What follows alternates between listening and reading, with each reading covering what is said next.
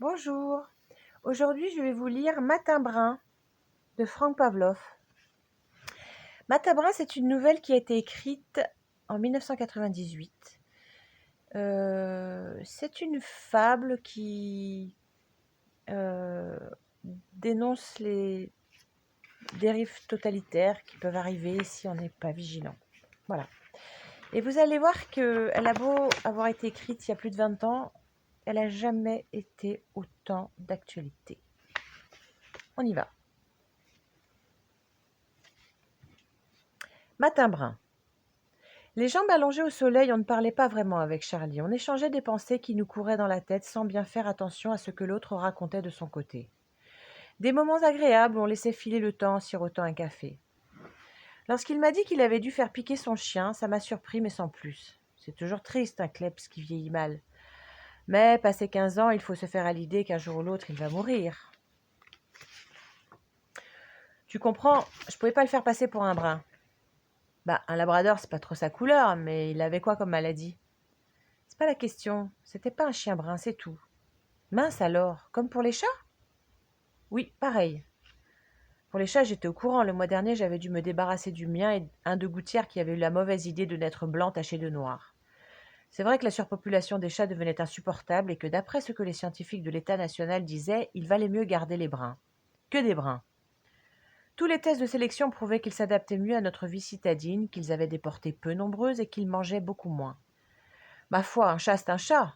Comme il fallait bien résoudre le problème d'une façon ou d'une autre, va pour le décret qui instaurait la suppression des chats qui n'étaient pas bruns. La plupart des chefs religieux approuvaient cette mesure. C'est horrible. Les milices de la ville distribuaient gratuitement des boulettes d'arsenic. Mélangées à la pâtée, elles expédiaient les matous en moins de 2. Mon cœur s'était serré. Puis on oublie vite. C'est horrible. Les chiens, ça m'avait surpris un peu plus. Je ne sais pas trop pourquoi. Peut-être parce que c'est plus gros, que c'est le compagnon de l'homme, comme on dit. En tout cas, Charlie venait d'en parler aussi naturellement que je l'avais fait pour mon chat. Et il avait sans doute raison. Trop de sensiblerie ne mène pas à grand-chose, et pour les chiens, c'est sans doute vrai que les bruns sont plus résistants. C'est horrible. On n'avait plus grand-chose à se dire, on s'était quitté avec une drôle d'impression. Comme si on ne s'était pas tout dit. Pas trop à l'aise. Quelque temps après, c'est moi qui avais appris à Charlie que le quotidien de la ville ne paraîtrait plus. Il en était resté sur le cul. Le journal qu'il ouvrait tous les matins en prenant son café crème. Ils ont coulé? Des grèves? Une faillite? Non, non, c'est à la suite de l'affaire des chiens. Des bruns? Oui, toujours. Pas un jour sans s'attaquer à cette mesure nationale. Ils allaient jusqu'à remettre en cause les résultats des scientifiques. Ça vous rappelle rien? Les lecteurs ne savaient plus ce qu'il fallait penser. Certains même commençaient à cacher leurs clébards.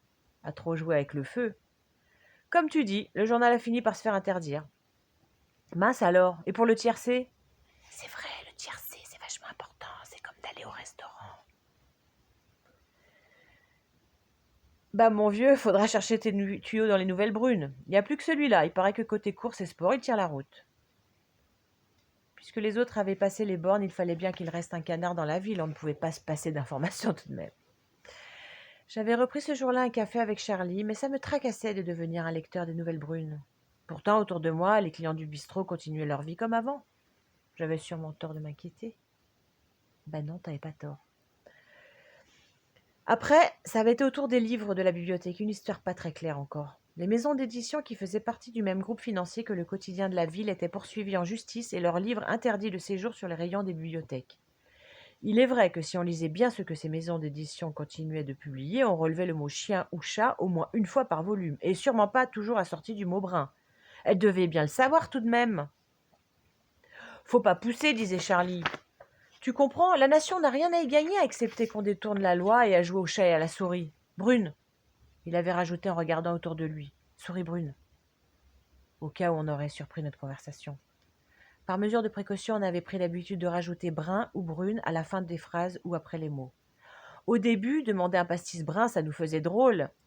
Et puis, après tout, le langage s'est fait pour évoluer. C'était pas plus étrange de donner dans le brun que de rajouter putain con à tout bout de champ comme on le fait par chez nous. Au moins, on était bien vus, on était tranquille. C'est horrible.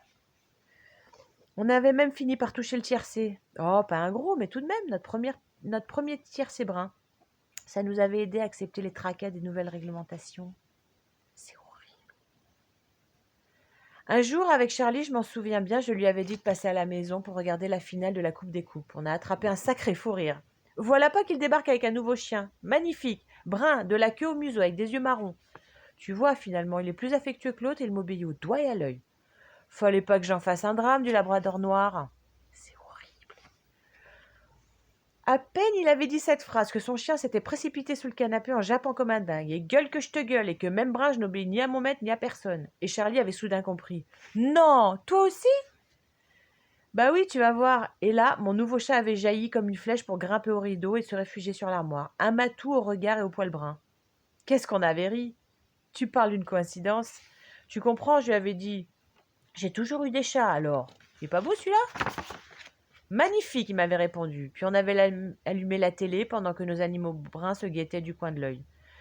Je ne sais plus qui avait gagné, mais je sais qu'on avait passé un sacré bon moment et qu'on se sentait en sécurité. Oh, c'est tellement mignon. Comme si de faire tout simplement ce qui allait dans le bon sens dans la cité nous rassurait, nous simplifiait la vie. Ben oui, si vous obéissez. Non, mais plus on vous obéissez, plus on vous fait chier. Mais enfin, ça, c'est un autre débat. La sécurité brune, ça pouvait avoir du bon? Je crois pas, non. Bien sûr, je pensais au petit garçon que j'avais croisé sur le trottoir d'en face et qui pleurait son caniche blanc, mort à ses pieds. Mais après tout, s'il écoutait bien ce qu'on lui disait, les chiens n'étaient pas interdits. Il n'avait qu'à en chercher un brin. Même des petits, on en trouvait. Et comme nous, il se sentirait en règle et oublierait vite l'ancien.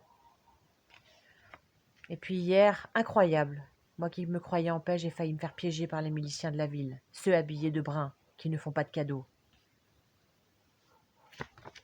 Ils ne m'ont pas reconnu parce qu'ils sont nouveaux dans le quartier et qu'ils ne connaissent pas encore tout le monde.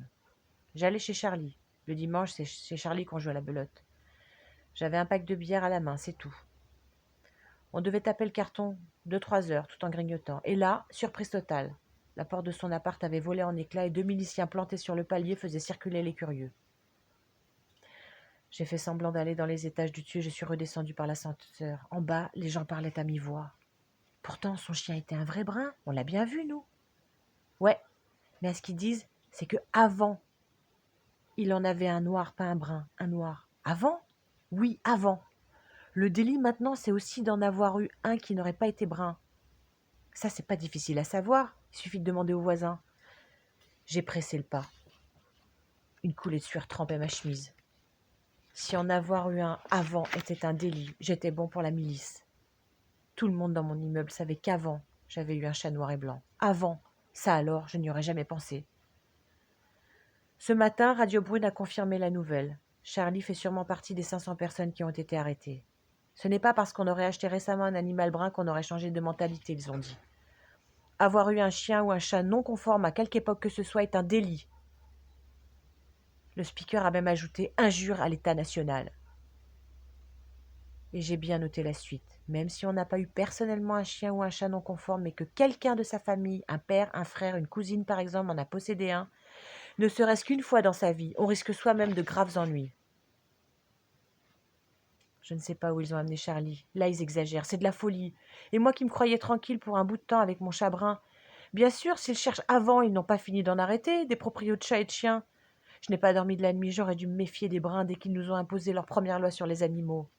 Eh ouais, mon pote, dès le début. Après tout, il était à moi, mon chat, comme son chien pour Charlie, on aurait dû dire non, résister davantage. Eh ouais, fallait dire non. Mais comment? Ça va si vite, il y a le boulot, les soucis de tous les jours. Les autres aussi baissent les bras pour être un peu tranquilles, non? Bah ouais, mais c'est pas une raison. Hein.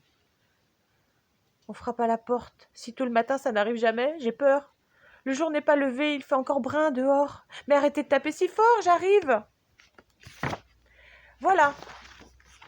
Alors, un jour, la vaccination sera obligatoire et les gens qui fréquenteront des gens non vaccinés, ça sera aussi un délit, je pense. Évidemment, ceux qui ne sont pas vaccinés se feront arrêter, ça c'est évident. Mais ceux qui fréquentent ceux qui ne sont pas vaccinés aussi se feront arrêter. Si vous continuez à vous soumettre, c'est pas en se soumettant qu'on gagne sa liberté. C'était la minute philosophique de mercredi matin, 15 décembre. À bientôt.